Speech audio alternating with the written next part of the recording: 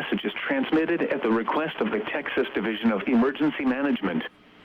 This is a child abduction alert issued by the Texas Amber Alert Network.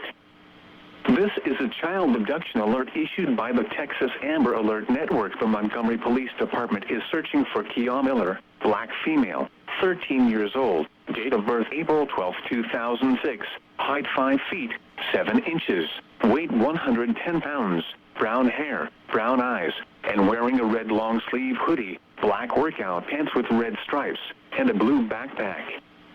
Police are looking for Leola Morris, black female, 61 years old, date of birth June 20th, 1958, height 5 feet, 6 inches, weight 162 pounds, brown hair, brown eyes, and one leg, in connection with Kia Miller's abduction. The suspect is driving a gray 2012 Nissan Altima with an Oklahoma license plate with an unknown number. The suspect may also be driving a maroon 4-door passenger car with unknown plate numbers. Law enforcement officials believe this child to be in grave or immediate danger. If you have any information regarding this abduction, call the Montgomery Police Department at 936-760-5800.